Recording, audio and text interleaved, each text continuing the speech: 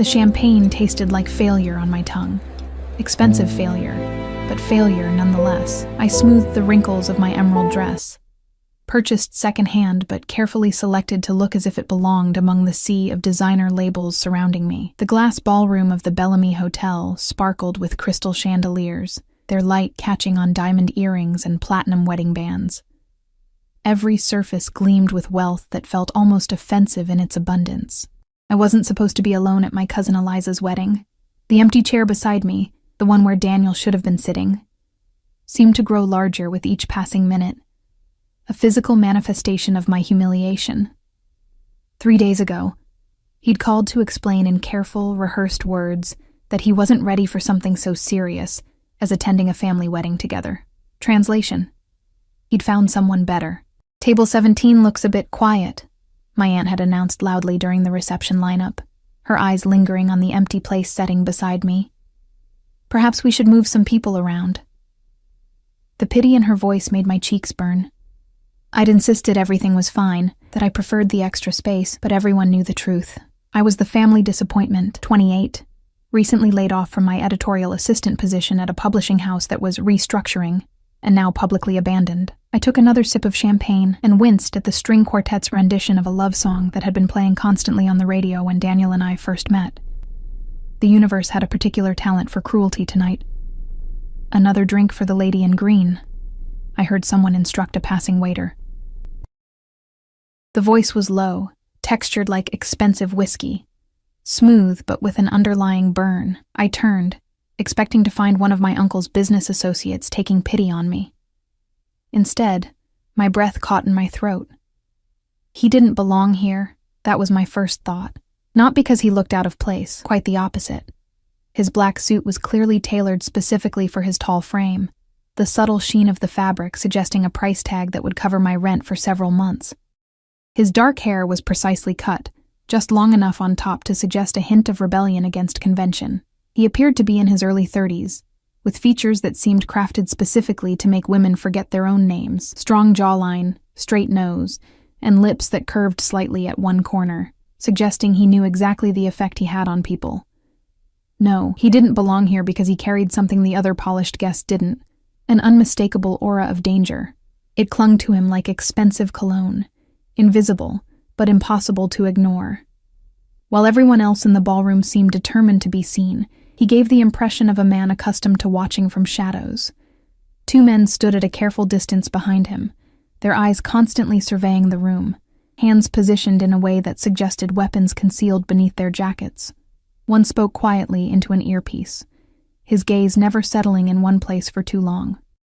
The stranger moved with the grace of a predator, pulling out the empty chair beside me without asking permission. As he sat down, I caught his scent. Sandalwood and something darker, unidentifiable. "You shouldn't drink alone," he said, his accent hinting at Italian heritage beneath perfect English. "It invites the wrong kind of attention." I straightened my spine, clutching my champagne flute like a shield. "I'm not drinking alone. I'm at a wedding with 150 people. His smile didn't reach his eyes, a deep brown that appeared almost black in the dimmed reception lighting. Those eyes assessed me with unsettling thoroughness, as if cataloging every detail from my carefully curled hair to the small scuff on my second-hand heels. "Yet somehow you're the only one truly alone in this room," he observed, accepting a glass from the waiter who had materialized beside us with remarkable speed. "It's interesting." "Interesting isn't the word I'd choose," I replied, hating how my voice betrayed my discomfort. His attention shifted to the dance floor where my cousin swirled in her designer gown, diamonds catching light at her throat, a gift from her investment banker husband. "Family." I nodded, wondering why I was even engaging with him. "My cousin. And your date?"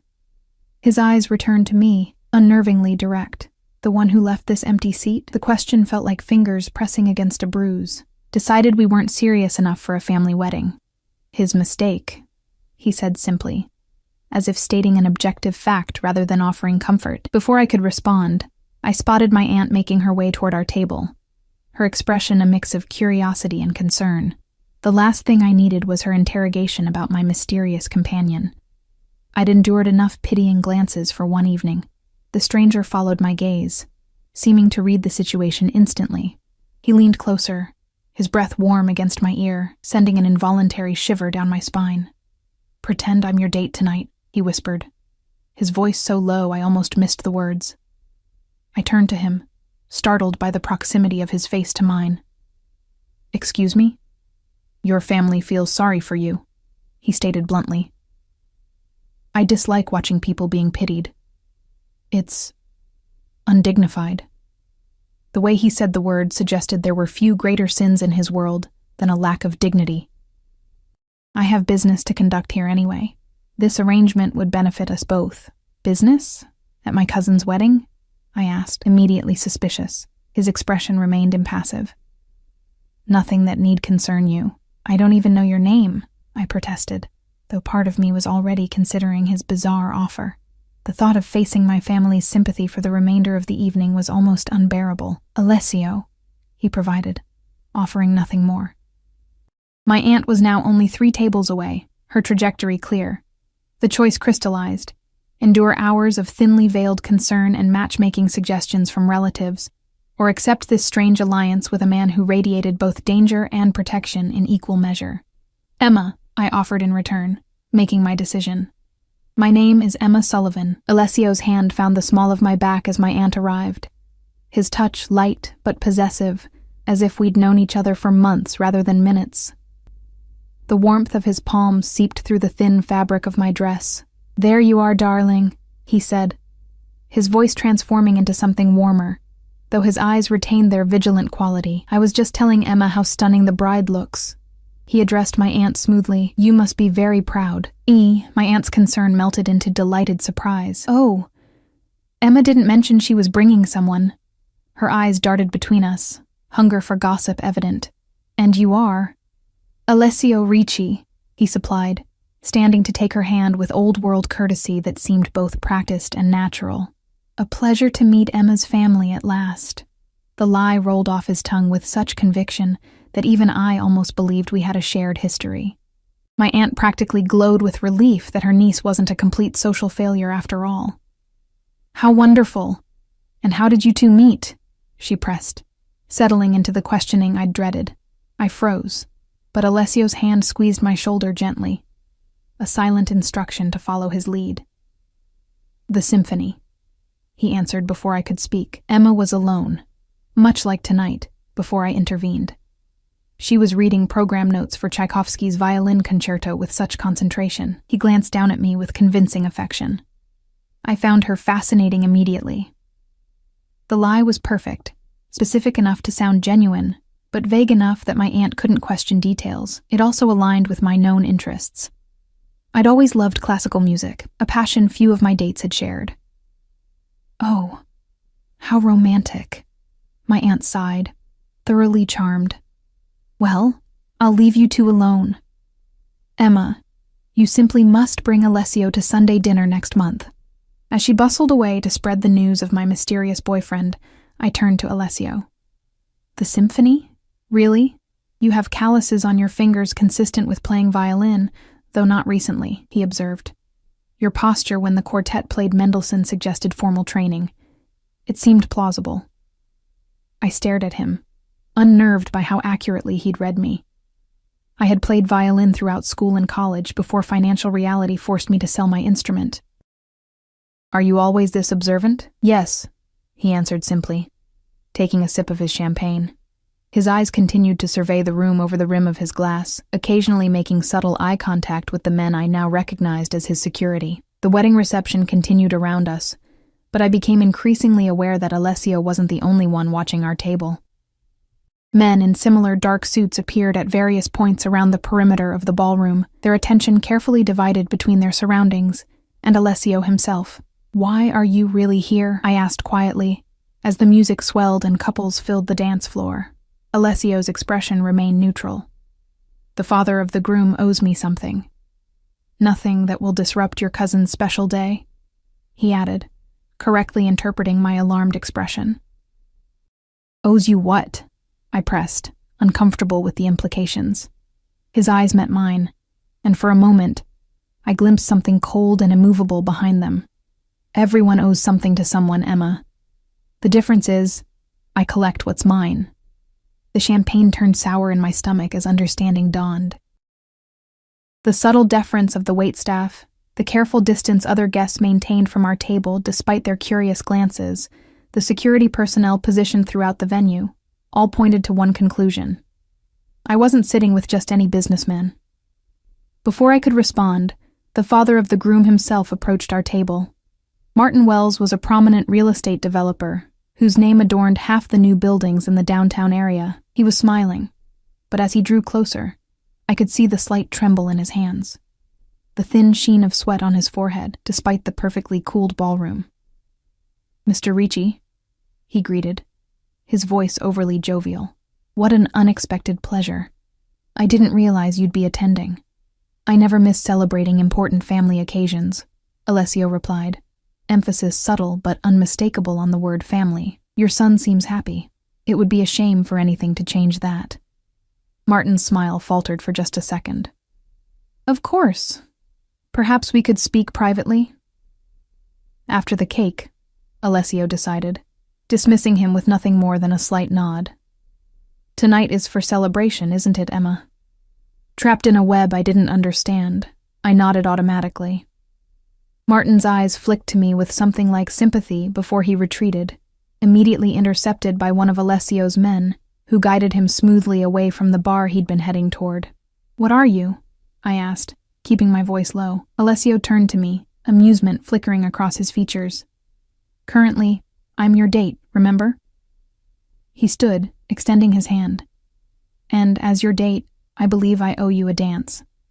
I hesitated, suddenly aware that accepting his hand meant stepping further into whatever dangerous reality surrounded him, but the alternative, sitting alone at the table while speculation swirled around us, seemed worse. I placed my hand in his. His fingers closed around mine with surprising gentleness as he led me to the dance floor. The crowd parted subtly before us, conversations pausing momentarily as we passed. When he drew me into his arms, his hand at my waist was proprietary, maintaining a proper distance while somehow suggesting intimacy. "You dance well," he observed as we moved to the music. "Another part of your classical training?" "My mother insisted," I replied automatically, concentrating on the mechanical aspects of dancing to distract from the unsettling awareness of his proximity. "She believed it was an essential skill for a proper young lady." "Your mother was right," he said, guiding me through a turn with practiced ease. "Too many people neglect the traditional arts these days."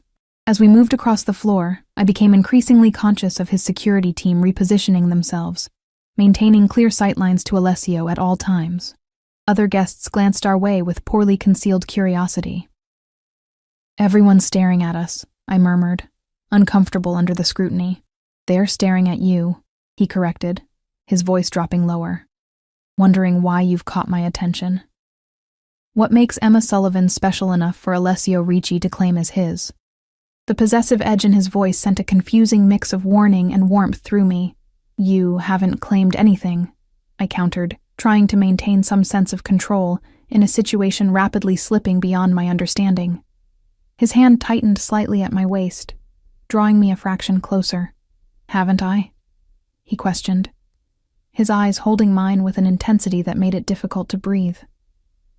"You accepted my offer. In my world, agreements are binding, Emma." The song ended, but he didn't release me immediately, his gaze holding me in place as effectively as his hands had.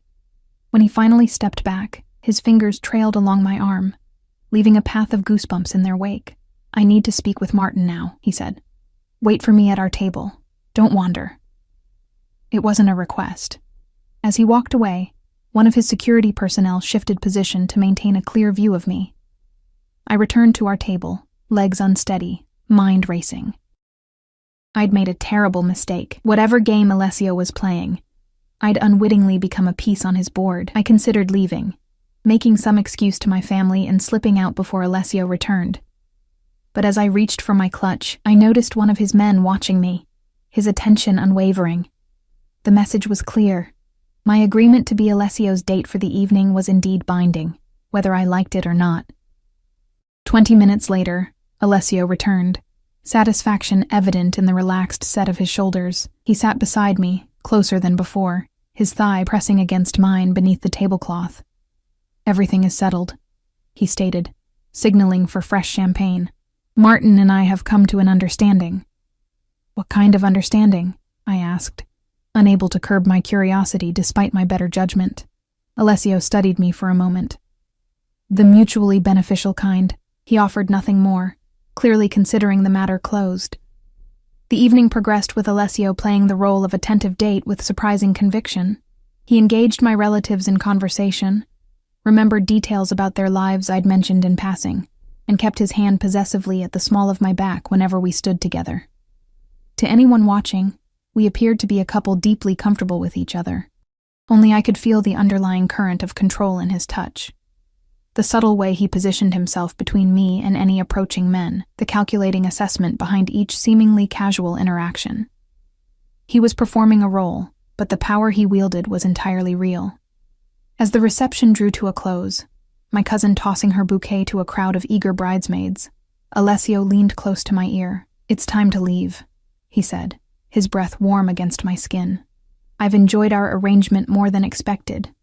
Relief washed over me. The charade was ending. I could return to my apartment, lock the door, and pretend this strange evening had never happened. "Thank you for your help," I said formally, gathering my clutch. "I appreciate you saving me from my family's pity." His expression hardened almost imperceptibly. "You misunderstand, Emma. The evening is ending, but our arrangement isn't." My heart stuttered in my chest. "What do you mean?" "You introduced me to your family as your boyfriend," he stated, as if explaining something simple to a child. "That makes you mine now, at least in their eyes. To suddenly disappear would raise questions, for both of us." "That's ridiculous," I protested, keeping my voice low as nearby guests collected their belongings. "We can say it didn't work out. People break up all the time." "Not from me," he said, the words carrying absolute certainty. "Besides, your family seemed very pleased, particularly your aunt. It would be unkind to disappoint them so quickly." Fear and indignation battled within me. "You can't be serious." His eyes met mine, any pretense of warmth now absent. "I'm always serious, Emma. My car is waiting outside. I'll take you home." The statement carried such authority that I found myself following him toward the exit before fully processing my compliance. His security formed a subtle perimeter around us as we moved through the crowd, ensuring no one delayed our departure. Outside, a sleek black car with tinted windows idled at the curb, a driver standing at attention beside the rear door. As we approached, he opened it with a respectful nod to Alessio. Reality crashed back, breaking through the surreal quality of the evening. I couldn't get into that car. Whatever Alessio was, and I had increasingly dark suspicions, I needed to extract myself from his orbit immediately. "I can call a taxi," I said, stopping a few feet from the vehicle.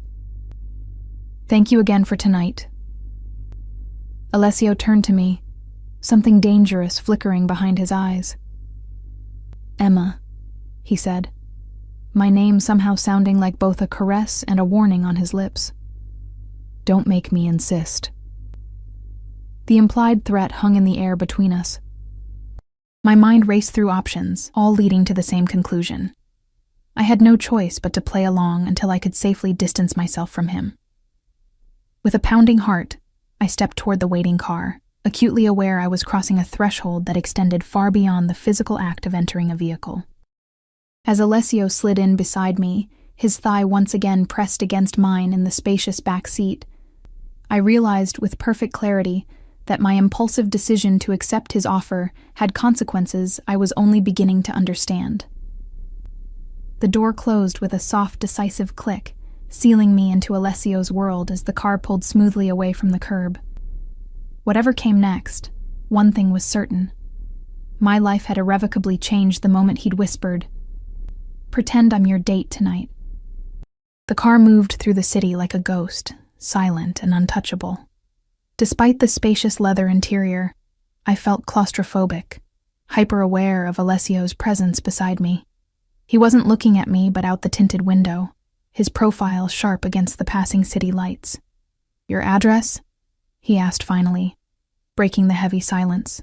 I hesitated, suddenly reluctant to give this stranger who had insinuated himself into my life with disturbing ease, access to where I lived. "Madison Heights Apartments," I said after a pause, purposely omitting my unit number.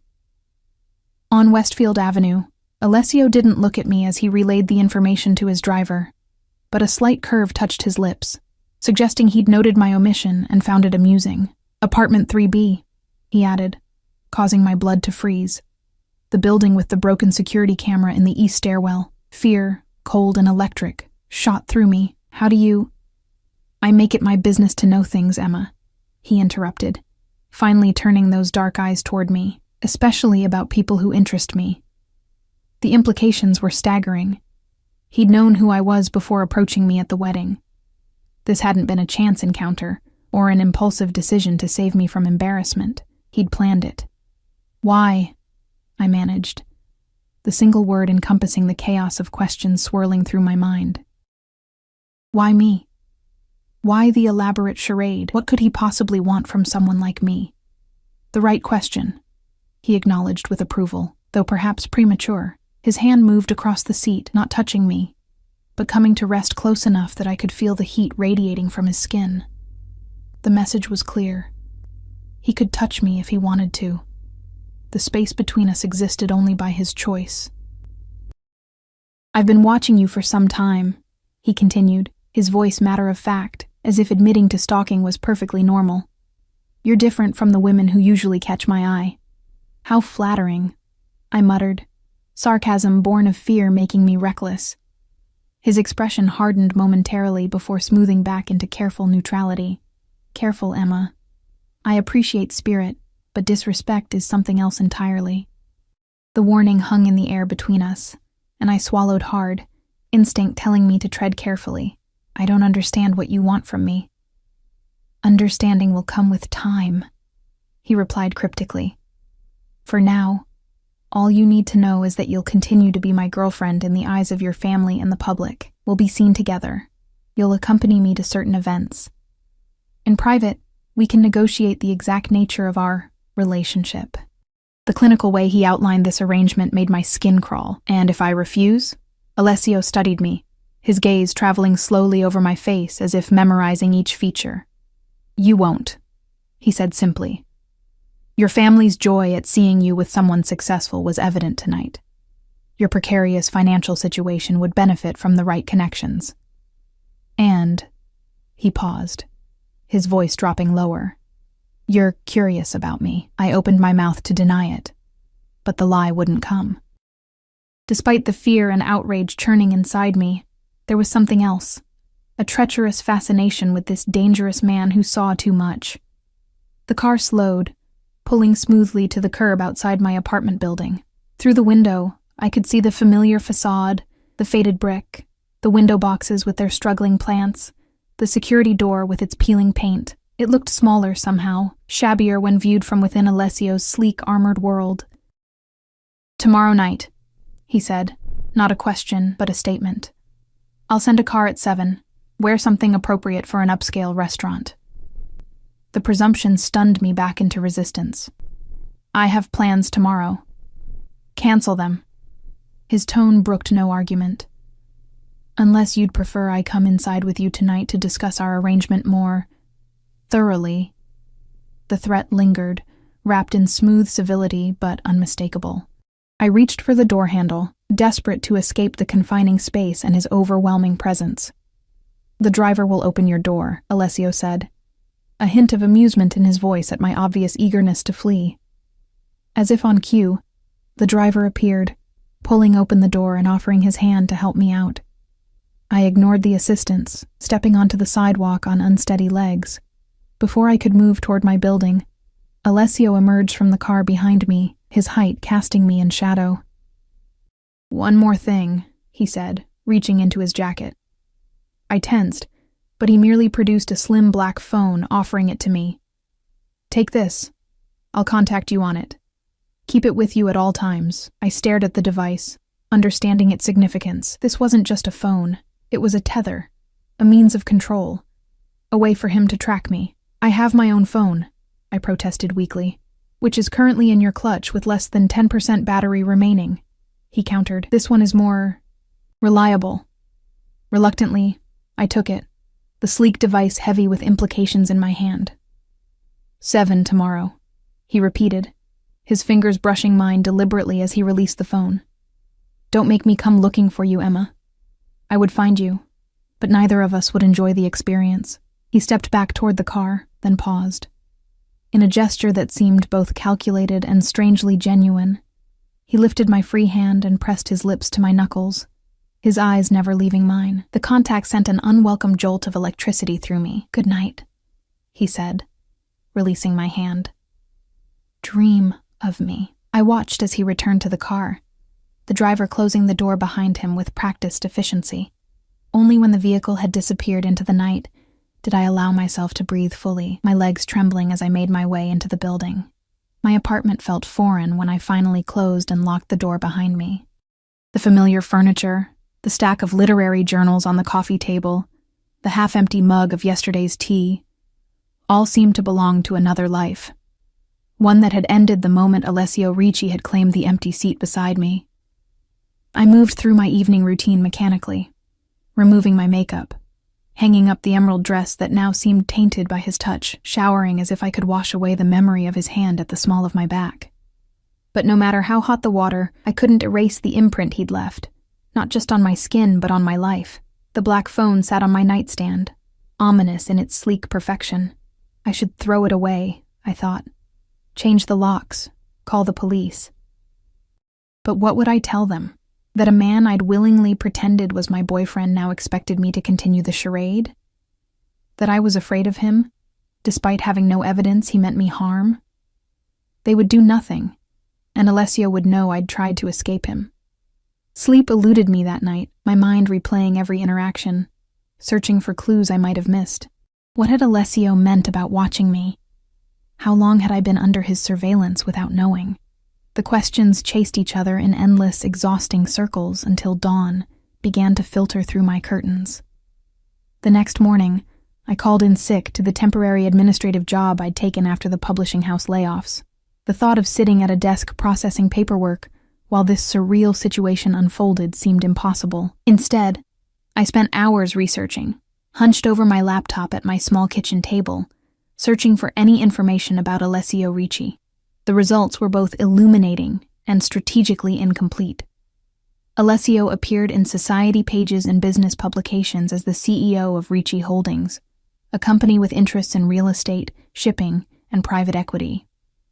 There were mentions of charitable donations, appearances at galas, and business acquisitions. On the surface, a successful, if intensely private businessman, but there were gaps, inconsistencies that raised more questions than answers. No personal details, no interviews, no social media presence. His company's website listed impressive holdings but vague operational details. The few photographs showed the same controlled expression I'd witnessed last night, revealing nothing while suggesting dangerous depths. In one image, he stood beside the mayor at a hospital fundraiser, his hand resting lightly on the politician's shoulder, in a gesture that seemed friendly, but, knowing what I now suspected about Alessio, struck me as proprietary. The mayor's smile appeared strained, his eyes not quite meeting the camera. By mid-afternoon, I'd gathered enough circumstantial evidence to confirm my suspicions. Alessio Ricci's legitimate business interests served as a carefully constructed facade for something much darker. The pattern of businesses that changed ownership after financial difficulties, the strategic charitable contributions to police foundations, the properties in neighborhoods known for organized crime activity, all pointed to the conclusion I'd been avoiding since he first sat beside me. I was entangled with a man who, at the very least, had significant connections to organized crime. At worst, he was what my instincts had whispered from the beginning, a Mafia boss who had, for reasons I couldn't fathom, decided I belonged to him. The black phone chimed at precisely 3 o'clock. Startling me from my grim research. A message appeared on the screen. Your dress will arrive by 5. Be ready at 7. No signature, no greeting, no acknowledgement that I might have plans or preferences of my own. The presumption ignited a flare of defiance. I began typing a response about my perfectly adequate wardrobe when a second message appeared. The blue would suit your eyes better than the green from last night. Trust me. The message sent a chill down my spine. Not just because he seemed to anticipate my resistance, but because it confirmed he'd been observing me long enough to know my eye color. I set the phone down without responding, unsure whether he could see my typing in real time. True to his word, at 5 o'clock precisely, my building's intercom buzzed. The delivery man handed over a large box bearing the name of a boutique I'd passed often, but never dared enter. The kind of place where prices weren't displayed because if you had to ask, you couldn't afford it. Inside, nestled in tissue paper, lay a midnight blue dress of such exquisite craftsmanship that I gasped despite myself. The silk was heavy and fluid, the cut both modest and somehow sensual in its simplicity.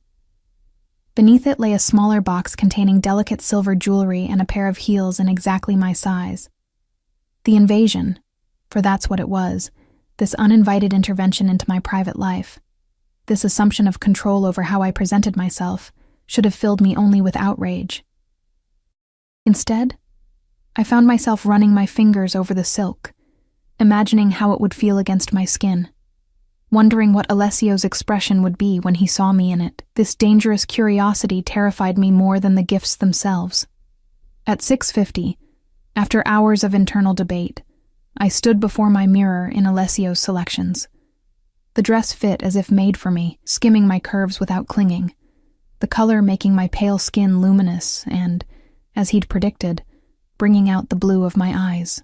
The woman in the reflection was a stranger, poised, elegant, and unmistakably marked as belonging to someone powerful. The intercom buzzed at exactly 7. Not Alessio himself, but his driver, waiting to escort me to the waiting car. Last chance, I thought, staring at my reflection. I could refuse to go downstairs.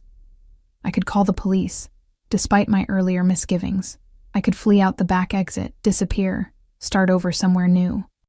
But even as these possibilities flashed through my mind, I knew they were illusions. Alessio had found me once. He would find me again. And something else kept me from running. Something I was reluctant to examine too closely. That treacherous curiosity about what awaited me in his world.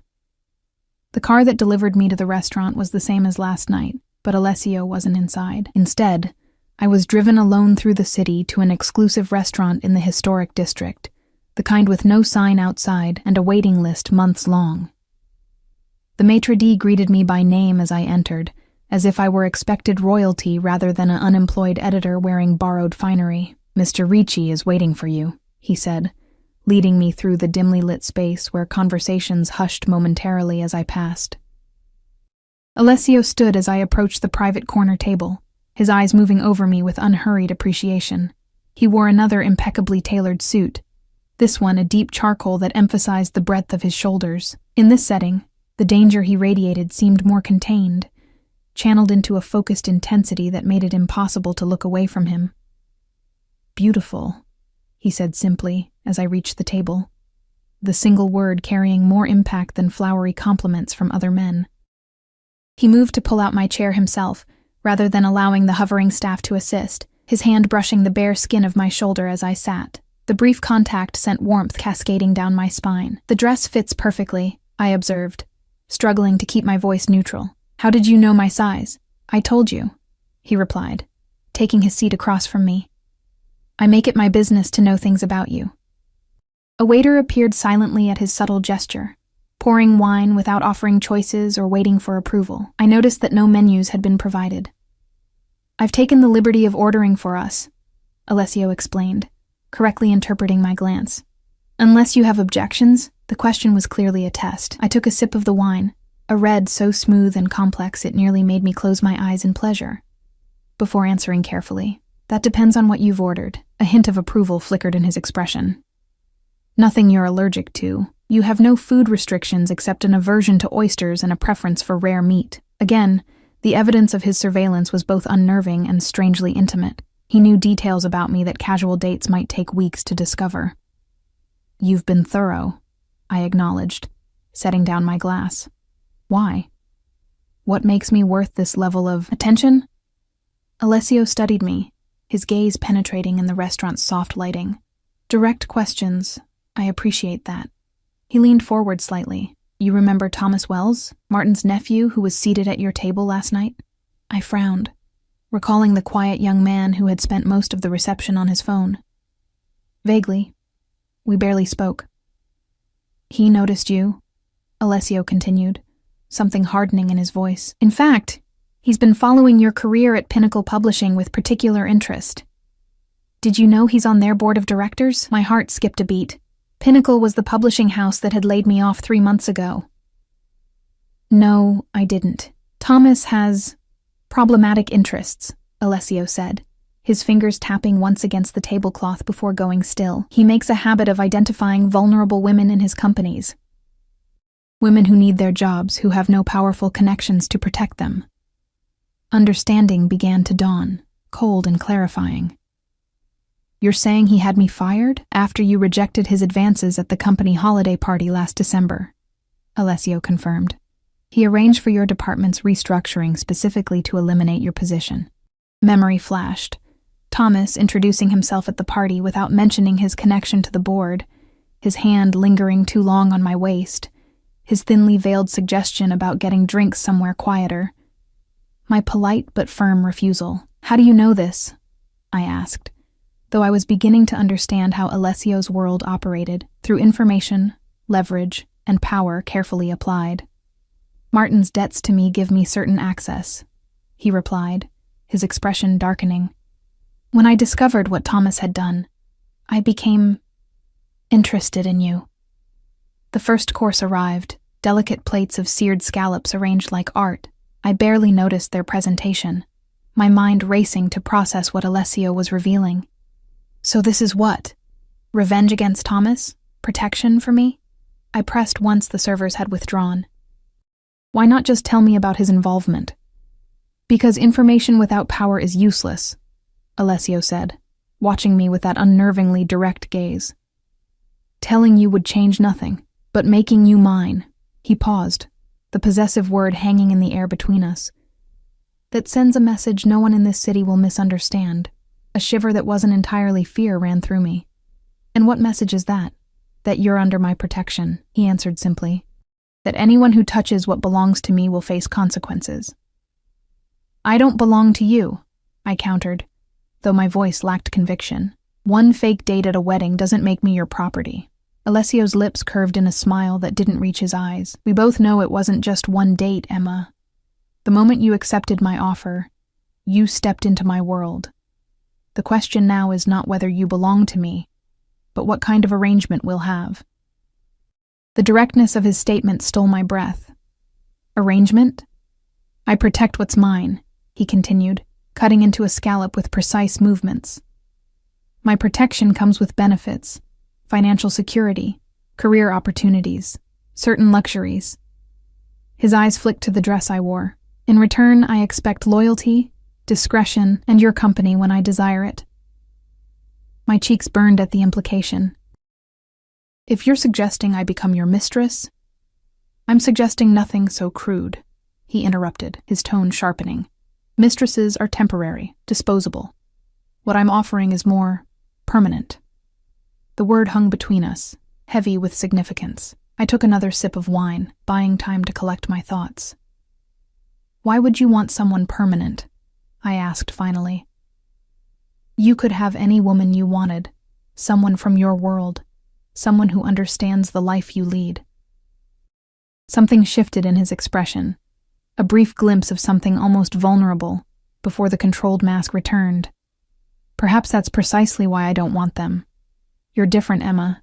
You see me, not just what I can provide or the power I wield. I don't even know you, I protested. You know more than you realize, he countered. You recognized what I am the moment I sat beside you. You felt the danger, yet you didn't run. Instead, you challenged me. Do you know how rare that is in my life? To be seen for what I am and not feared into silence or flattered with false admiration? His words resonated with unexpected truth. I had seen something in him, the darkness, yes, but also a complexity, a loneliness perhaps, that mirrored my own. What happens if I say no? I asked quietly, as our plates were cleared. and the main course arrived. Perfectly cooked steak for me, exactly as I preferred it. Alessio considered me for a long moment. Then you walk away tonight. I ensure Thomas faces consequences for his actions against you. Your job at Pinnacle is restored if you want it, and we never see each other again.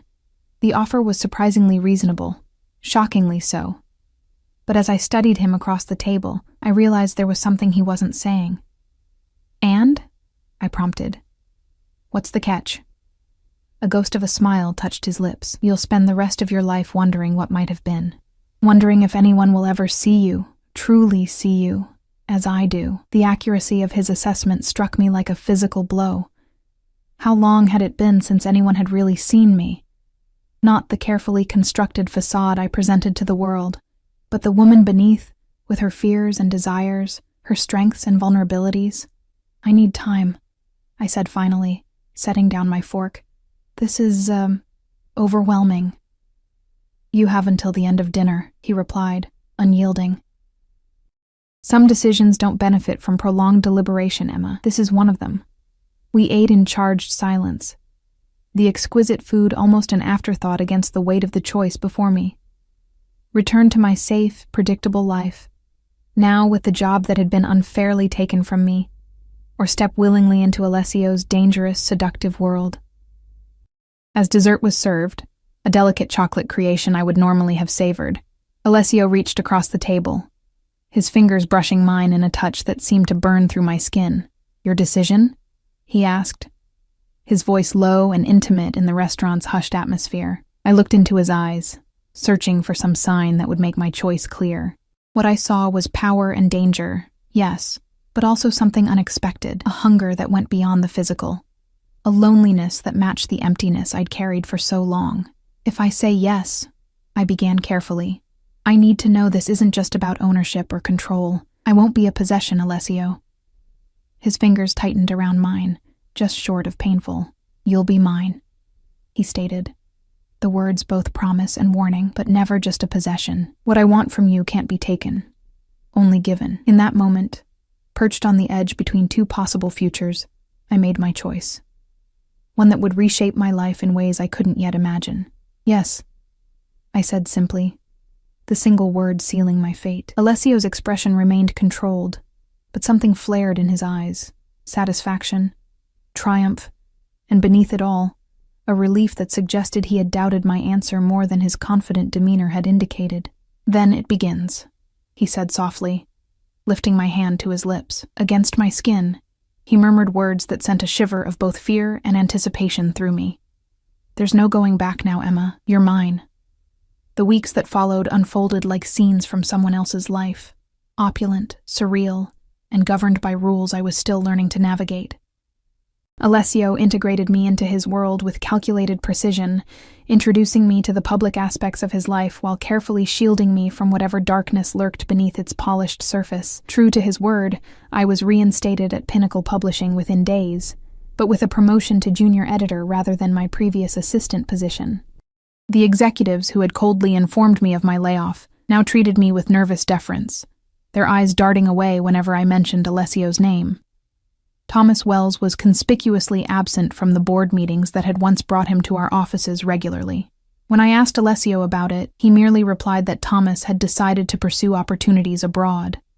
His tone made it clear the decision had not been voluntary. My apartment, which had seemed adequate before, was suddenly revealed as shabby through Alessio's eyes. He never criticized it directly, but I noticed the careful way he surveyed the aging appliances. The water stain on the ceiling from the upstairs neighbor's overflowed bathtub, the secondhand furniture I'd collected through years of careful budgeting. "You can't stay here," he announced on his third visit, standing in my small living room with his security team positioned discreetly in the hallway outside. "It's not secure." "It's perfectly fine," I protested, though I'd become uncomfortably aware of the building's deficiencies since entering Alessio's orbit. "The neighborhood is safe enough," his expression darkened. "Your neighbor 2 doors down has been arrested twice for drug possession. The building manager has a gambling problem that puts him in debt to people who would be very interested to learn about your connection to me. And," he added, moving to my window and demonstrating how easily it could be forced open, Anyone with minimal skills could access your bedroom in under 30 seconds. The casual way he listed these threats, as if danger were a constant he navigated daily, sent a chill through me. I can't afford anything better right now, I said defensively. Even with the promotion, Alessio turned from the window, his eyes softening fractionally. You misunderstand me, Emma. I'm not suggesting you find a new apartment. I'm telling you that you're moving in with me. The statement hung in the air between us, breathtaking in its presumption. We've been dating for less than a month, I reminded him, though the word dating hardly captured the strange arrangement we'd established. And in that time, you've become known as mine, he countered, moving closer until I had to tilt my head back to maintain eye contact. That makes you both valuable and vulnerable. I can't protect you properly if you're living here. Protection isn't the only reason you want me under your roof, I challenged, refusing to back away despite his proximity.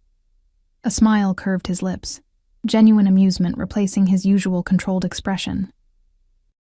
No, he agreed, lifting a hand to brush a strand of hair from my face, his fingers lingering against my cheek. It's not the only reason. The admission hung between us, charged with the unspoken tension that had been building since our first meeting.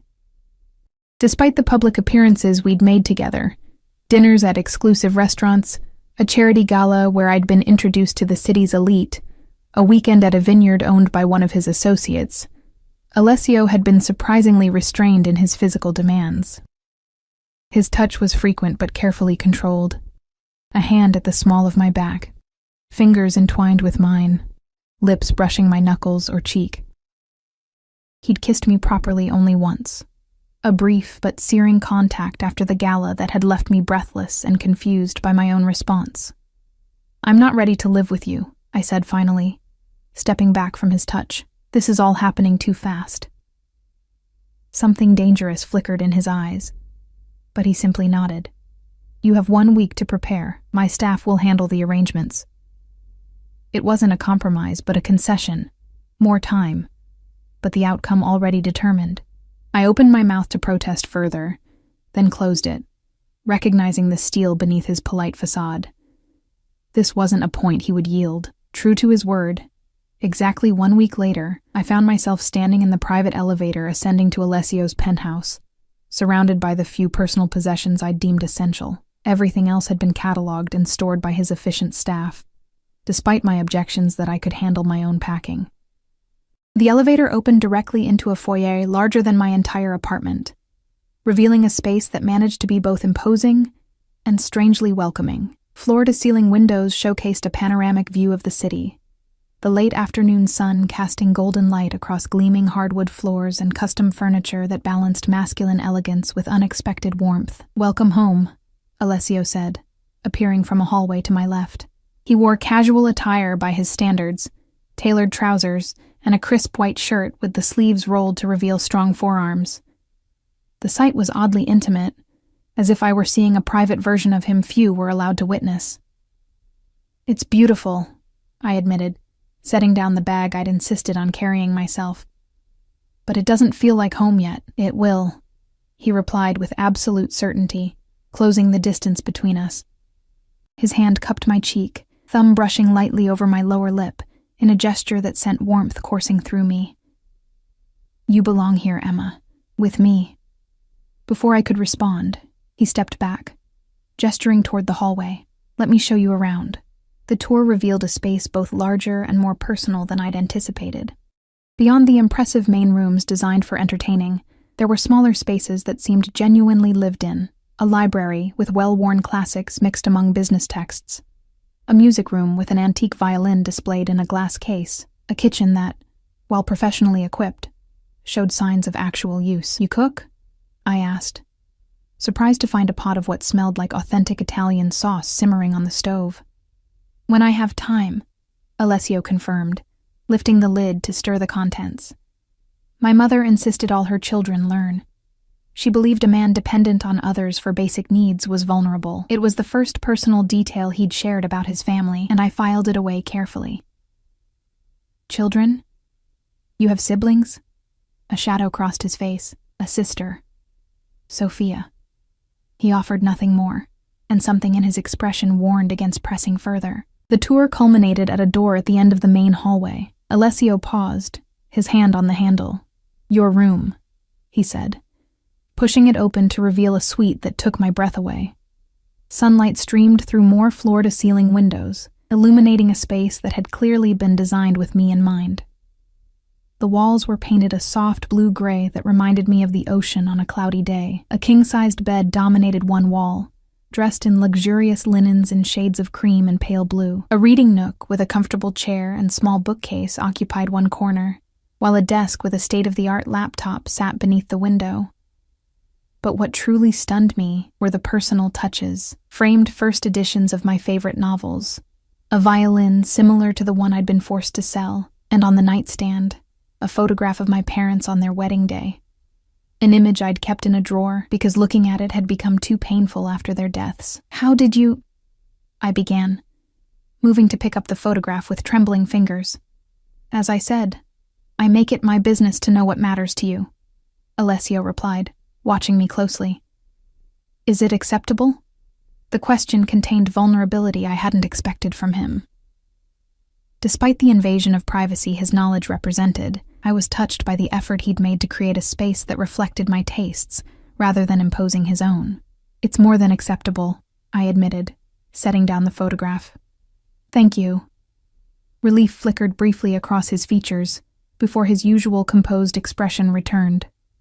"The bathroom is through there," he indicated a door to the right. "My suite is across the hall. While I expect your company for meals and certain events, your time is otherwise your own. You may continue working at Pinnacle. My driver will take you each morning and bring you home." Home. The word hung between us, both promise and constraint. This luxurious cage was to be my home now, beautiful, but ultimately designed to keep me within Alessio's reach. "What about visitors?" I asked, testing the boundaries. "Can I have friends over?" "After they've been vetted," he replied, matter of fact. "Your safety remains my priority, Emma." "My safety or your control?" I challenged, emboldened by the small vulnerability he'd shown earlier. Alessio stepped closer, his expression hardening. "In my world, they are the same thing." His hand captured my wrist, his grip firm but not painful. "Don't mistake my accommodation of your independence for weakness. You agreed to be mine. That means accepting certain limitations for your protection." I met his gaze steadily, refusing to be intimidated despite the rapid beating of my heart. "And don't mistake my presence here for complete surrender, Alessio. I agreed to be yours, not to disappear inside your world." For a moment, tension crackled between us, his fingers tightening fractionally around my wrist. Then, surprisingly, his expression softened into what might have been respect. "Good," he said, releasing me. "I have no interest in a woman without a spine, Emma. Keep your fire. Just remember who you're playing with." With that warning, he left me to settle in, the quiet click of the door behind him both a relief and a strange disappointment. Life with Alessio quickly established its own rhythm, at once structured and unpredictable. I continued my work at Pinnacle, arriving each morning in a car with tinted windows, accompanied by a security detail that waited discreetly outside the building throughout the day. My colleagues watched with barely concealed curiosity, their attitudes shifting from professional caution to outright deference as Alessio's influence in my life became increasingly apparent. Evenings were spent with him, sharing meals he often prepared himself, discussing books or music or art with a depth of knowledge that continually surprised me. These glimpses of the man beneath the dangerous exterior were addictive, each revealed layer drawing me deeper into his world, despite my initial reservations. But there were other evenings, ones where he would return late, his expression closed and hard, sometimes with bruised knuckles or a tightness around his eyes that spoke of violence I never witnessed directly. On those nights, he would drink aged whiskey in silence, his gaze distant until something within him settled, allowing the man I was coming to know to resurface. I never asked about those nights. Some barriers remained unbroken between us, some questions unspoken by mutual, tacit agreement. I lived in his world, but not in its shadows, an arrangement he maintained with careful precision. The physical aspect of our relationship evolved with similar complexity. Alessio's restraint both frustrated and intrigued me, His touches grew more frequent, more intimate, fingers trailing along my spine as he passed behind my chair, lips brushing the sensitive spot below my ear when he greeted me, hands lingering at my waist when he guided me through a room. Each contact seemed designed to test my response, to slowly dismantle my defenses until I found myself anticipating his touch, leaning into it unconsciously. Yet he never pushed further, maintaining an iron control that left me confused by my own increasingly insistent desire. I had entered this arrangement out of necessity and curiosity. I hadn't expected to want him with an intensity that sometimes left me lying awake in my luxurious bed, imagining his hands on me, his body against mine. On the night marking 1 month since I'd moved into his home, Alessio surprised me with dinner on the penthouse's private terrace. The space transformed with strings of delicate lights and candles that flickered in the gentle evening breeze. He'd prepared my favorite meal and selected a wine that complemented it perfectly, his attention to detail both touching and unsettling in its thoroughness. "Are we celebrating something?" I asked, accepting the glass he offered.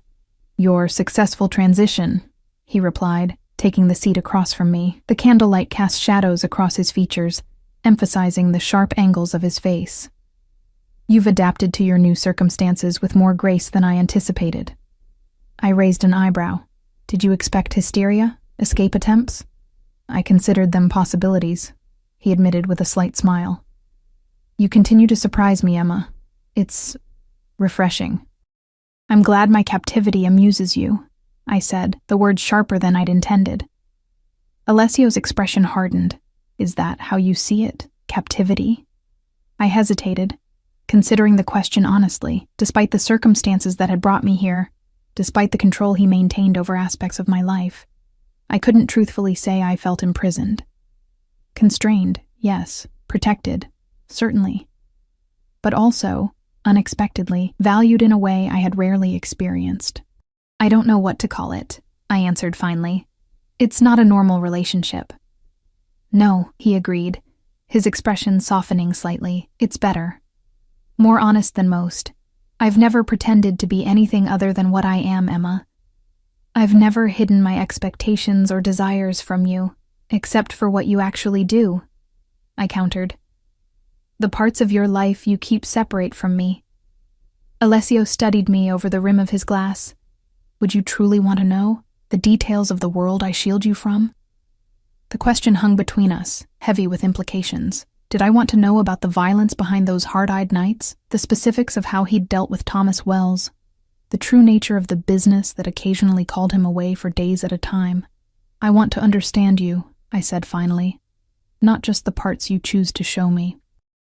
Something shifted in his gaze. Surprise, followed by a warmth that made my heart beat faster. He set down his glass and reached across the table, his fingers entwining with mine. "Then ask your questions," he offered. "Tonight I'll answer what I can." It was a concession I hadn't expected, an offering of trust that seemed monumental from a man who guarded himself so carefully. I took a deep breath, choosing my first question with care. "Your family. You mentioned your mother and sister." "Tell me about them." Pain flashed across his face, so raw and unexpected that I nearly withdrew the question. But he tightened his grip on my hand, as if drawing strength from the connection. "My mother died when I was 20, he said, his voice low and controlled despite the emotion evident in his eyes. "Cancer. My father had already been gone for years. A rival family's retribution, my sister Sophia." He paused, something dark and dangerous flickering in his expression. "She was taken from us 3 years ago. A kidnapping meant to leverage me. By the time I found her, it was too late." The stark tragedy of it struck me speechless. Whatever I had expected, it wasn't this glimpse into wounds so deep and personal. "I'm so sorry," I whispered, genuinely moved by his loss. "It was after Sophia that I became what I am now," he continued, his gaze fixed on our joined hands. "Before, I had tried to legitimize our family interests, to move away from the legacy my father left. But her death taught me that in this world, only power ensures safety. Only fear guarantees respect." "And now?" I asked softly. "You have power. You have respect. But at what cost?" His eyes met mine, Something vulnerable and honest in them that I'd never seen before. Loneliness, he admitted. Isolation. Until you. The simple statement carried more weight than flowery declarations might have. I understood then, with sudden clarity, why he had pursued me, why he had brought me into his world with such determination. I represented something he had lost. Connection, normalcy, perhaps even hope. Is that why you were watching me? I asked, piecing together the puzzle of his interest. Before Thomas? Before the wedding? Alessio's expression shifted, guarded once more. I noticed you 6 months ago at the Symphony fundraiser. You were there with the publishing house contingent. You stood apart from them, watching the performance with such genuine appreciation while they networked and preened.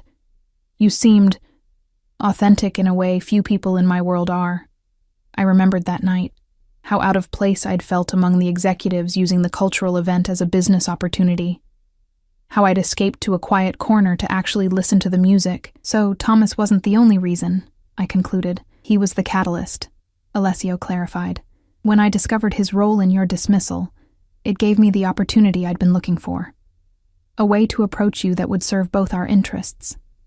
And what exactly is your interest in me, Alessio? I pressed, needing to hear it plainly.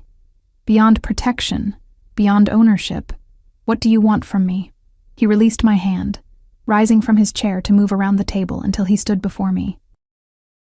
With deliberate movements, he pulled me to my feet, his hands coming to rest at my waist. Everything, he said simply, his voice low and intense. Your loyalty, your honesty, your passion. I want to be the one you turn to, the one you trust, the one you desire. His grip tightened fractionally. I want to be the center of your world as you've become the center of mine. The raw honesty of his declaration stole my breath. This wasn't just possession or control. It was need, deep and genuine. In that moment, I recognized that Alessio Ricci, for all his power and danger, was as captured by me as I was by him. You already are, I admitted, the truth of it surprising even me. Somewhere in these weeks of living in his orbit, he had indeed become central to my existence, not just through his control of my circumstances, but through the connection that had grown between us, unexpected, but undeniable. His eyes darkened at my words, his control visibly slipping for the first time since I'd known him. One hand moved to the nape of my neck, fingers tangling in my hair as he drew me closer. Tell me to stop, he murmured, his lips hovering inches from mine. If you're not ready, if you're not certain, tell me now. But I was ready, had been ready for longer than I cared to admit. Instead of answering with words, I closed the distance between us, pressing my lips to his in silent permission. The kiss began gently, almost reverently, but quickly transformed as the restraint he'd maintained for weeks shattered. His arms encircled me completely, drawing me against the hard planes of his body with a possessive intensity that made me gasp. I matched his fervor, my hands sliding up his chest to his shoulders, feeling the coiled strength beneath the expensive fabric of his shirt.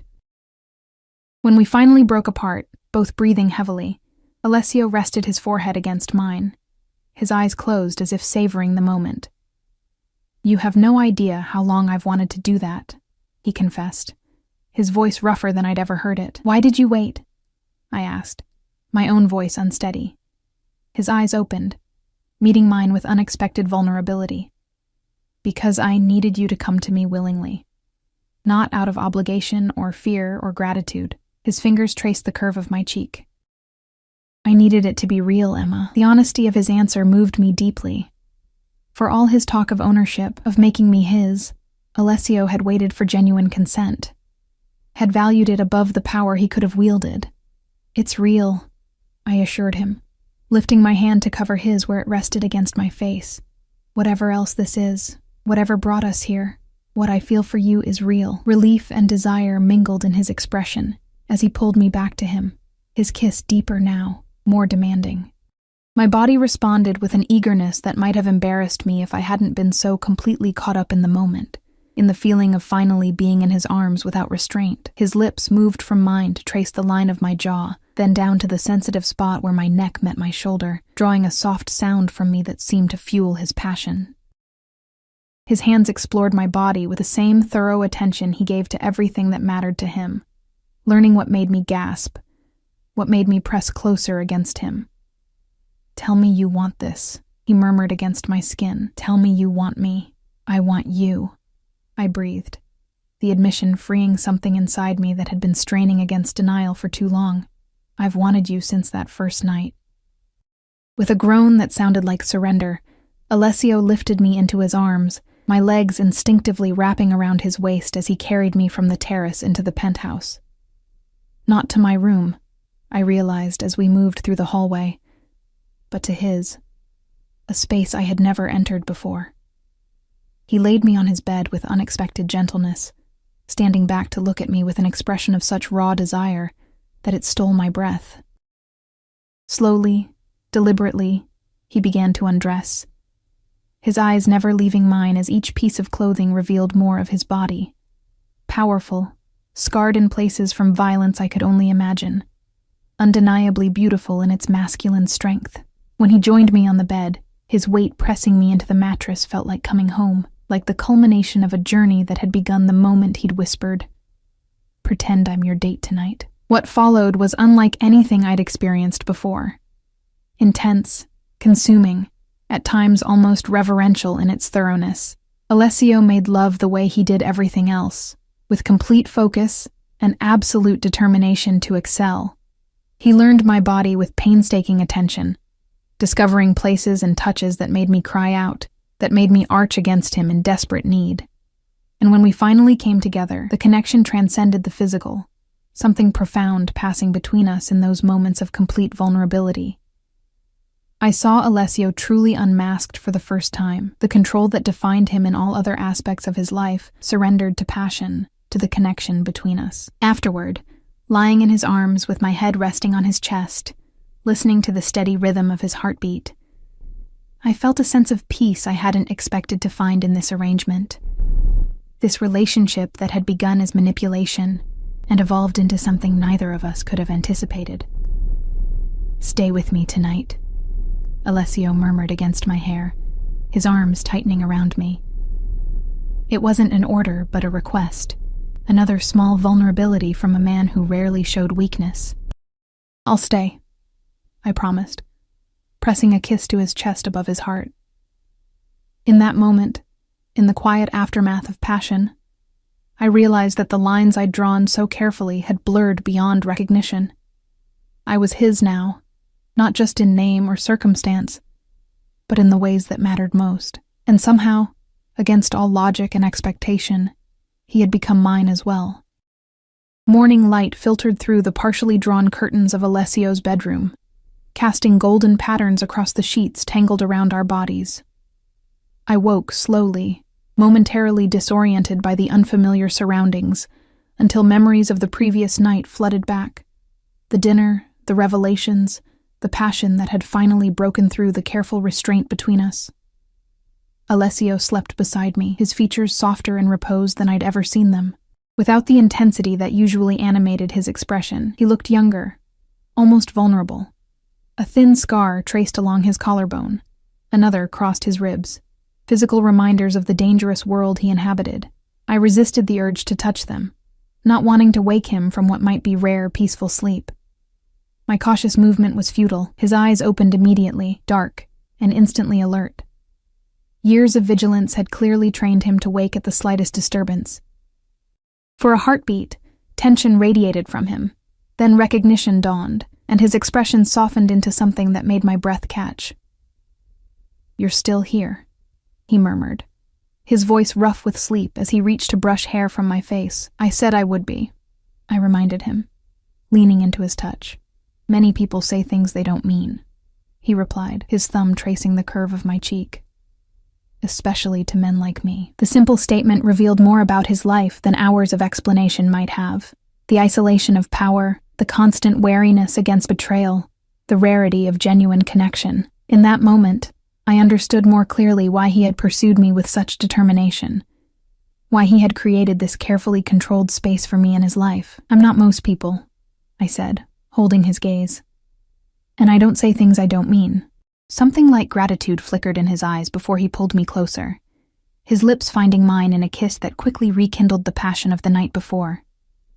This time, our lovemaking was slower, more deliberate, as if we were committing every touch, every response to memory. Afterward, as we lay entangled in the sheets, Alessio traced idle patterns on my bare shoulder, his expression thoughtful. "Things will change now," he said. Not a question, but a statement.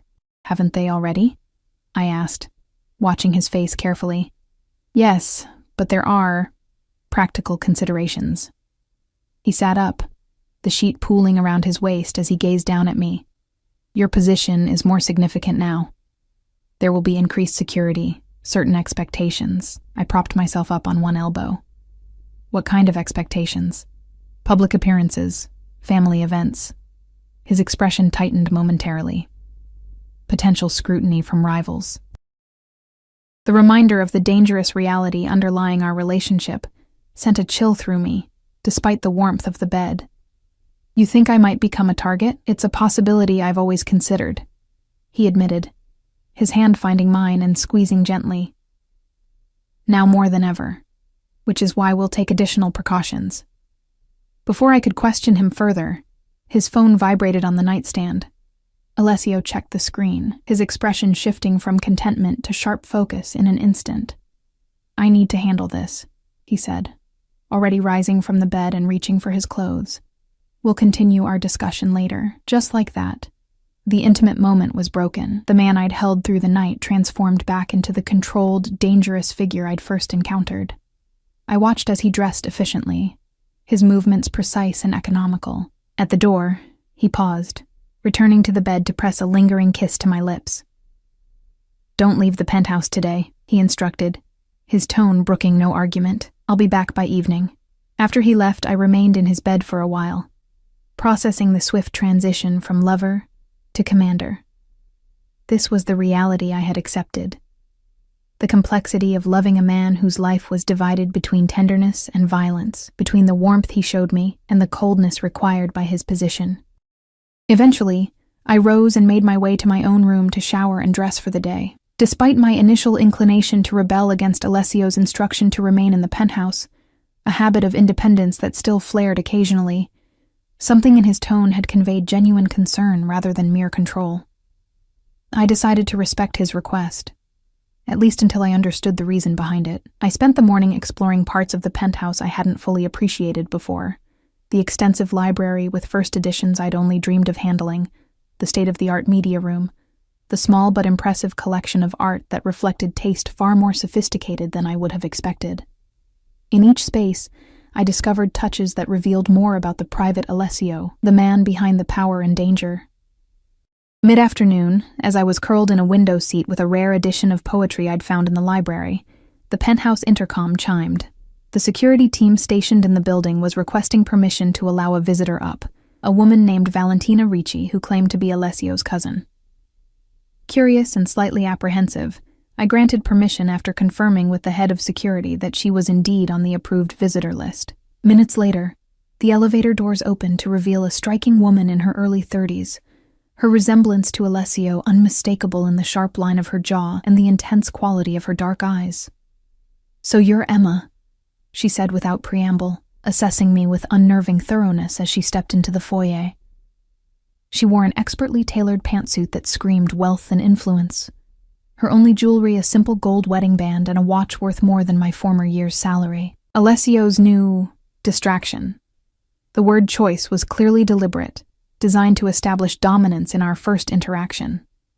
I straightened my spine, refusing to be intimidated despite the flutter of nerves in my stomach. "I prefer Emma Sullivan," I replied evenly. "And you must be Valentina." A hint of approval flickered across her features at my response. "He didn't tell me you had spine. That's promising, at least." She moved past me into the living room, her gaze sweeping over the space as if checking for changes since her last visit. With a grace that suggested familiarity, she settled onto one of the leather sofas, gesturing for me to join her. "Alessio doesn't know you're here, does he?" I guessed, taking the seat across from her rather than beside her as her gesture had suggested. Valentina smiled, sharp and knowing. "My cousin is handling an unfortunate situation with the Cannavaro family. He'll be occupied for hours yet." She leaned forward, studying me with unsettling intensity. Which gives us time to get acquainted, don't you think?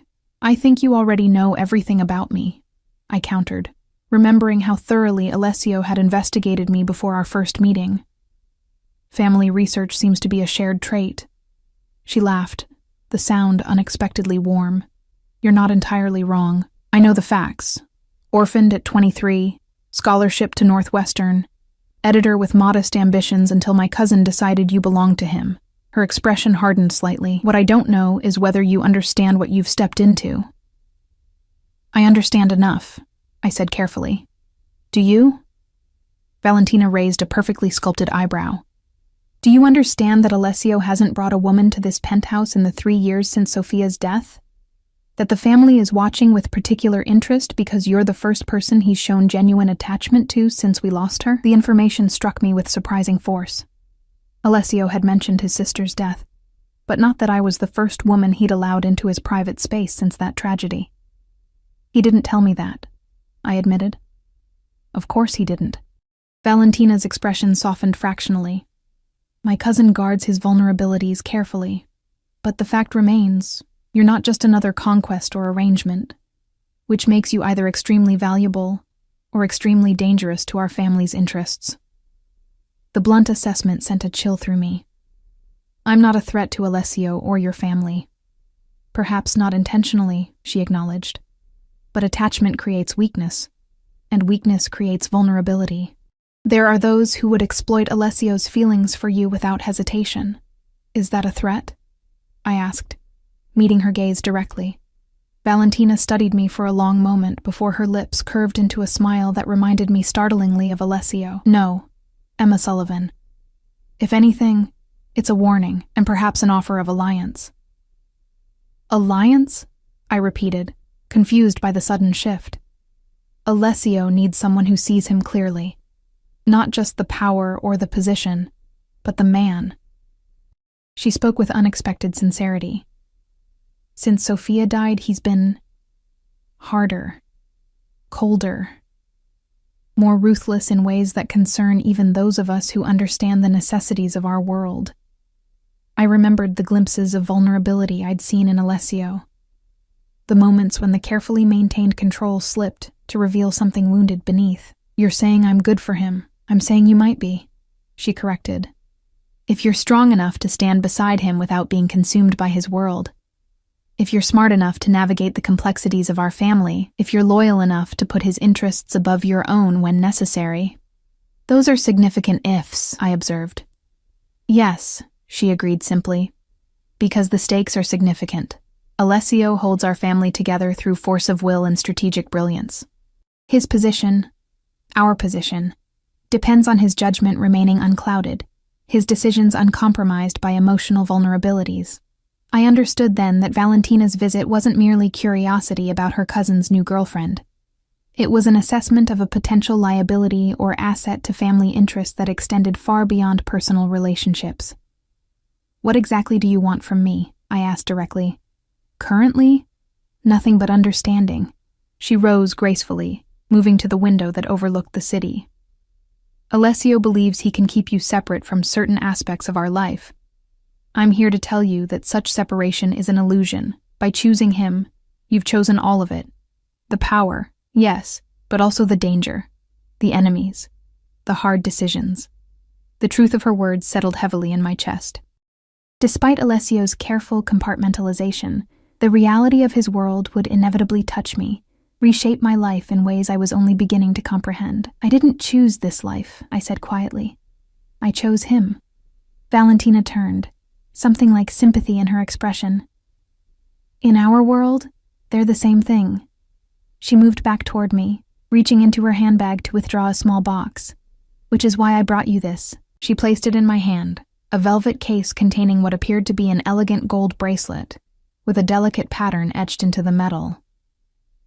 It's beautiful, I said, confused by the unexpected gift. It's also a tracking device, Valentina explained matter-of-factly. Press this section twice, and it sends an emergency alert to Alessio's security team with your exact location. The range is unlimited. The battery lasts 5 years, and it's waterproof to 50 meters. I stared at the bracelet. The reality of my new life suddenly crystallized in this beautiful object designed for emergencies I didn't want to contemplate. Alessio already tracks my phone, I pointed out.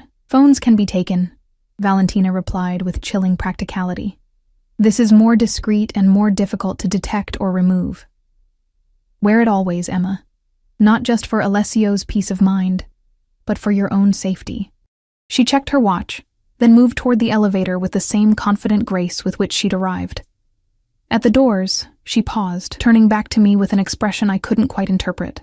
My husband was like you once, she said, her voice softer than it had been throughout our conversation. An outsider who fell in love with one of us. He struggled at first with the realities of our family, but now he's as much Ricci as any of us born to the name. It's possible to build a life in this world, Emma. A good life, even. But it requires strength and adaptability I'm not yet certain you possess. Before I could respond, she added, I hope you prove me wrong, for Alessio's sake, and perhaps for your own. With that enigmatic parting, she was gone, leaving me holding the beautiful, deadly bracelet and contemplating a future far more complex than I had imagined even after weeks in Alessio's orbit. When Alessio returned that evening, I was waiting in the living room, the bracelet on my wrist, my mind filled with questions his cousin's visit had provoked. He entered quietly, fatigue evident in the set of his shoulders, but his expression lightened when he saw me. You're still here, he said, an echo of his morning greeting that suggested the day had reinforced old anxieties about betrayal and abandonment. Where else would I be? I asked, rising to meet him. His eyes caught on the bracelet, recognition flashing across his features. Valentina came to see you. It wasn't a question, but I nodded anyway. She had some interesting perspectives to share about your family, about us. Tension radiated from him as he moved closer, his hand lifting to touch the bracelet with unexpected gentleness. My cousin often takes liberties that aren't hers to take. She was concerned about you, I said carefully, about the potential vulnerability I represent. Alessio's expression hardened. What happened today wasn't about concern. It was about control, establishing the family's presence in what she perceives as my weakness. And am I? I asked quietly. Your weakness? He studied me for a long moment, his eyes dark and unreadable. Then, with deliberate movement, he cupped my face in his hands, his touch conveying more than words could have. You're the first thing I've allowed myself to want, truly want, since Sophia died, he admitted, his voice low and rough with emotion. Does that make you my weakness? Perhaps. But it also makes you my strength, Emma. My reason for caution when I might otherwise be reckless. My reminder that there's more to life than power and vengeance. The raw honesty of his words moved me deeply. I reached up to cover his hands with mine, understanding more clearly the complex man behind the dangerous exterior. A man who had lost everything that mattered to him, who had hardened himself against further loss, yet had still risked opening himself to me. Valentina said I'd either be very good for you or very dangerous, I told him. A ghost of a smile touched his lips. My cousin has always had a gift for stating the obvious. His thumbs traced gentle circles on my cheeks. The question is, knowing what you know now, having glimpsed more of my world today, are you still certain about your choice? In that moment, I realized Alessio was offering me an exit, a chance to walk away before I became too deeply entangled in a life I hadn't chosen, with dangers I was only beginning to comprehend. It was perhaps the greatest gift he could give me. This man who took what he wanted and rarely relinquished control. My answer came not in words, but in action. As I rose on tiptoes to press my lips to his, pouring into the kiss all the certainty I felt despite the complexities and dangers ahead. When we finally broke apart, breathless and holding each other close, I whispered the truth that had been growing inside me since that first night at the wedding. I choose you, Alessio. Whatever comes with that choice, whatever your world demands of me, I choose you. The words seemed to break something open in him, relief and desire, and something deeper washing across his features as he pulled me back to him, his kiss fierce and possessive and tender all at once, and as he lifted me into his arms to carry me toward his bedroom, our bedroom now. I understood that while I might have entered his world under false pretenses, what existed between us now was real and powerful enough to face whatever threats his dangerous life might bring. 6 months passed with the swift intensity that seemed to characterize everything in Alessio's orbit. Spring melted into summer, then cooled to autumn, the changing seasons marking my gradual integration into a world I could never have imagined before that fateful wedding night. My role at Pinnacle expanded as Alessio's influence quietly opened doors previously closed to me.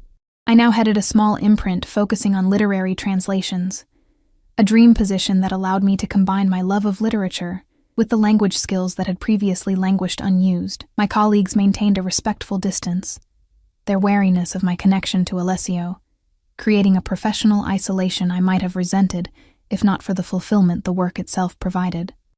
In public, I became accustomed to the whispers that followed us, the way conversations paused when we entered a room, the careful deference shown to Alessio by people who clearly feared him.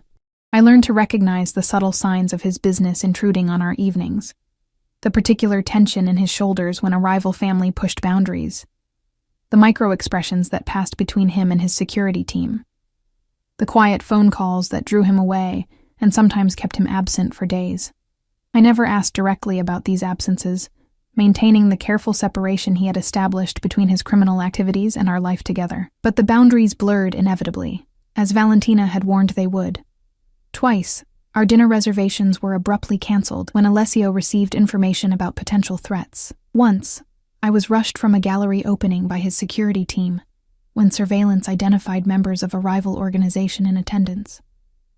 And then came the night that shattered any remaining illusion of separation.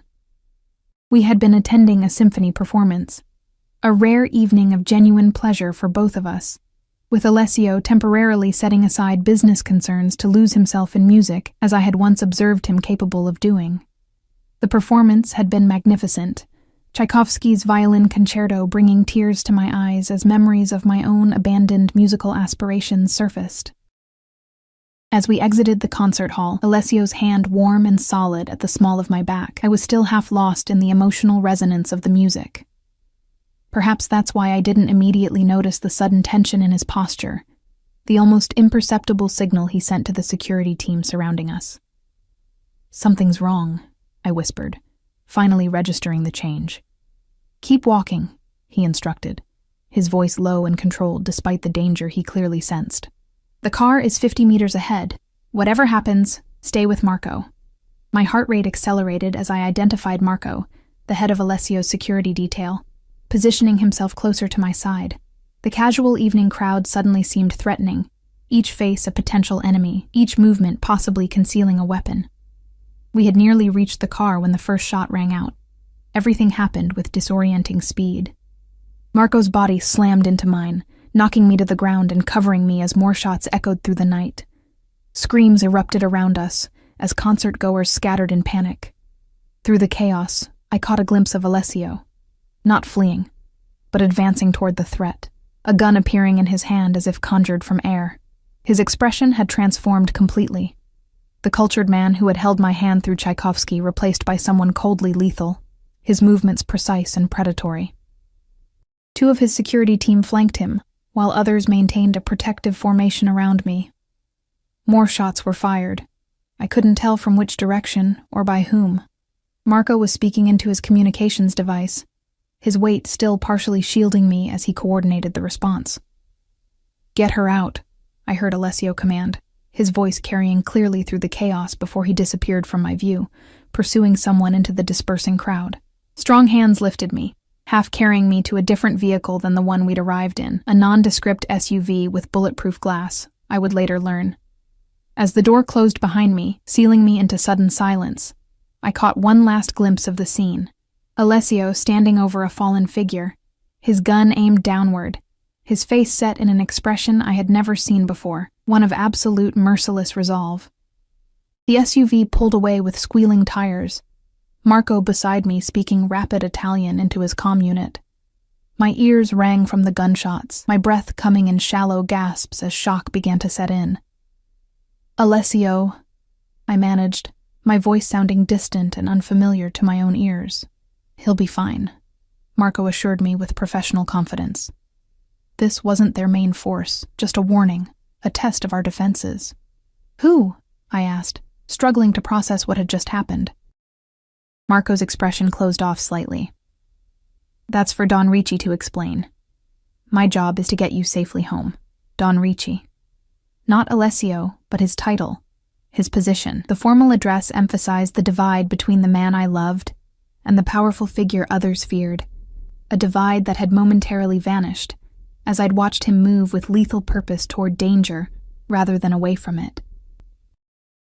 By the time Alessio returned to the penthouse 3 hours later, I had showered and changed. The elegant dress I'd worn to the symphony now stained with dirt, and something darker I didn't want to identify.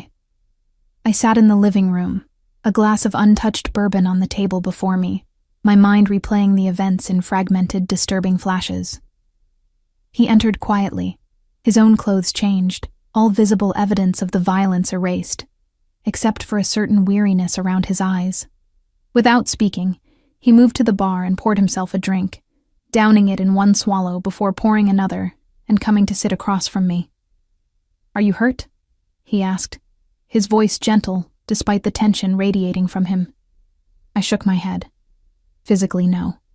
He nodded, understanding the implication. "I'm sorry you experienced that. It wasn't supposed to touch you. But it did," I said quietly. "And it will again, won't it? This is part of your life. Part of our life now." Alessio didn't insult me with false reassurances. "Yes," he admitted. "Though I've taken steps tonight to ensure nothing like this happens again for a very long time." The cold finality in his tone told me more than explicit details might have about what those steps entailed. I thought of the fallen figure, of Alessio standing over them with that merciless expression. Who were they? I asked, needing to understand despite my fear of the answer. Alessio studied me for a long moment, perhaps weighing how much to reveal, how much I could handle. "The Cannavaro family has been testing boundaries since their patriarch died," he said finally. "Tonight was a message. Not a serious attempt, but a demonstration that they could reach me. Us." "And your response?" I pressed, though part of me didn't want to know. His eyes met mine, dark and unapologetic. "Decisive. The new Cannavaro leadership now understands that any threat to you is a death sentence, carried out without negotiation or mercy." The blunt statement should have horrified me. 6 months earlier, it might have. But tonight, still shaking from the memory of gunshots and chaos, still processing how close we had come to serious harm, I felt only a grim sense of protection in his ruthlessness. "Will it be enough?" I asked. "Yes," he said with absolute certainty. "But this changes things, Emma. The illusion of separation is gone. You've been directly targeted, which means your security must be enhanced. More restrictions," I concluded, resignation settling over me. "More protection," he corrected gently. "I won't cage you, Emma. That was never my intention. But I need you safe, not just for my peace of mind, but because you've become—" He paused, searching for words that seemed to elude him. "Essential," he finished simply. The raw emotion behind the statement caught me off guard.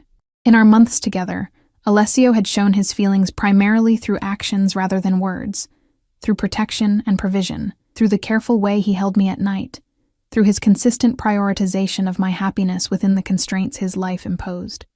"I need to show you something," he said after a moment, rising from his seat and extending his hand to me. "Something I should have shared with you sooner." Curious despite my lingering shock, I placed my hand in his, allowing him to lead me toward his private office. A space I'd rarely entered, respecting it as the command center for aspects of his life we still kept partially separate. Inside, he directed me to a chair before moving to a painting on the wall, an original Caravaggio I'd once been stunned to discover. With practiced movements, he swung the frame forward to reveal a concealed safe. After entering a complex combination, he removed a small box and returned to sit beside me. "I acquired this 3 months ago," he said, opening the box to reveal a stunning platinum ring set with a deep blue sapphire surrounded by diamonds. "I've been waiting for the right moment. But tonight has shown me that time is not something to be squandered. My breath caught as understanding dawned. This wasn't just jewelry, but a declaration, a commitment I hadn't dared hope for despite the deepening of our relationship. Emma Sullivan, Alessio continued, his voice low and intent as he removed the ring from its box. From the moment I saw you sitting alone at that wedding, I recognized something in you that called to me, a strength that matched my own, a heart that might understand mine despite the darkness that surrounds it. He took my hand, his thumb brushing across my knuckles in the gesture that had become so familiar. Tonight made me realize that half measures are no longer sufficient. I need you completely mine, not just in private but in the eyes of my world, my family, and the law. Alessio, I whispered, overwhelmed by the intensity of his gaze, of the moment that had emerged from the chaos and violence of the night. I'm not offering you an easy life, he acknowledged, holding the ring poised at the tip of my finger, but I am offering you all of me, the man you've come to know, the power I wield, the protection I can provide, and a love that will never waver, no matter what threats we face. The proposal was quintessentially Alessio, direct, unapologetic, acknowledging both the darkness and the light of what a future with him would entail. Not a fairy tale but a reality, complex and dangerous, but also filled with passion and protection I'd never known before him. Will you marry me, Emma? He asked, the question hanging between us with all its implications.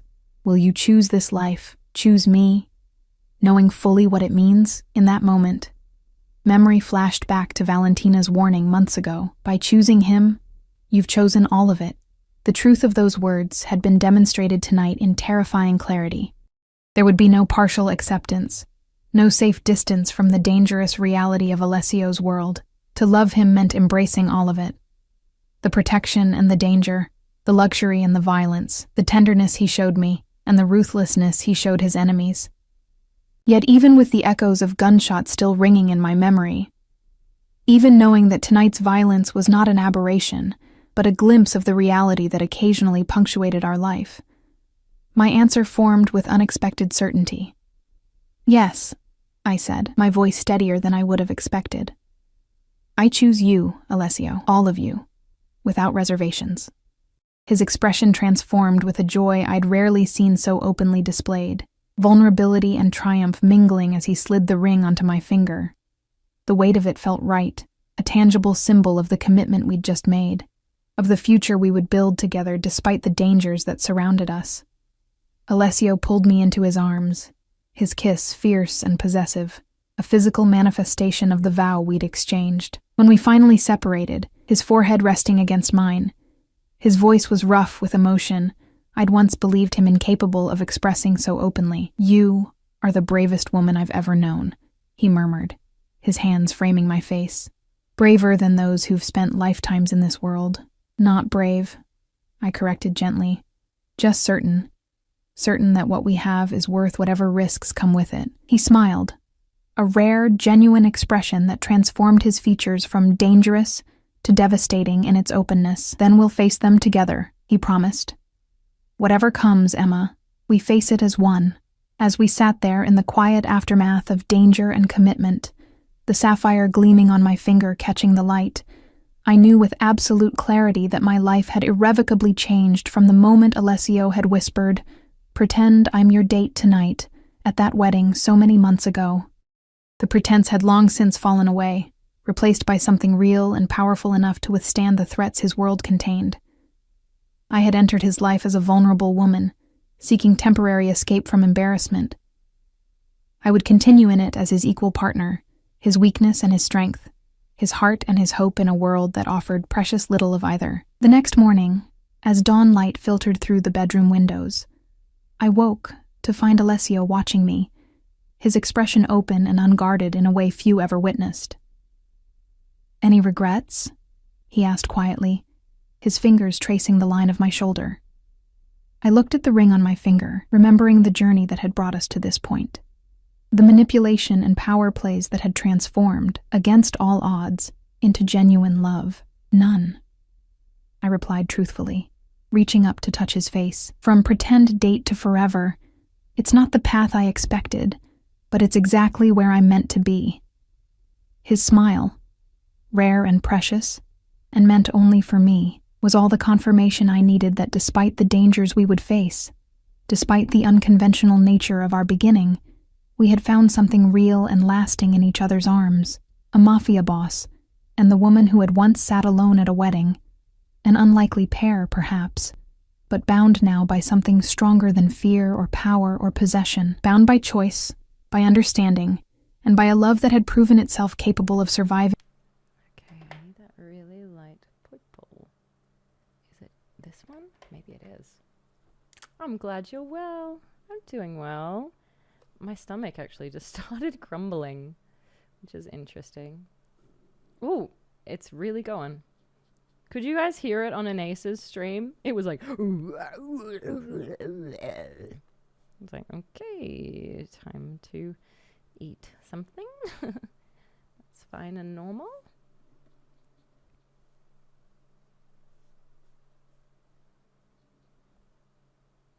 Wait, what was it like? You heard me. Hi, Ruff. You said this as my friend sent. I have to cook food if I want to eat food tonight. Yeah. That's very... I've probably needed to as well, and yet I didn't. I bought food. I got groceries. So at least fart will eat. That sentence, for anyone who doesn't know the context, is rotten. Terrible.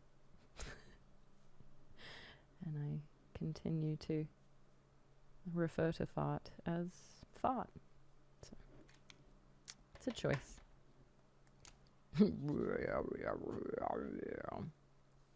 Fart snacks. That's mean to say about fart. Oh, fart.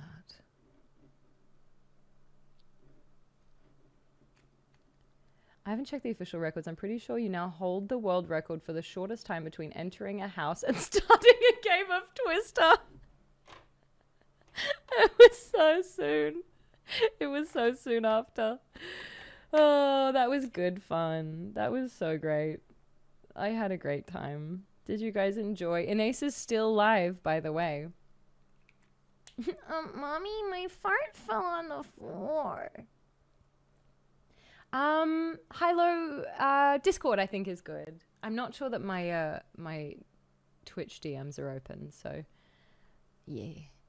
Good job on tying. That was Inace definitely won. It was like, hi, how are you? Left foot, green. Discord here. You can have the piss cord. There you go, Hilo. That's all for you. Piss cord for you. She just came back from the thrift store. I think she bought a dinosaur. That sounds right. That sounds like an ace. We have 4 chef's plate deliveries Mother brought us in the fridge. But a household of ADHD still struggles with feel like it. Oh, I need that. I need those deliveries, I think.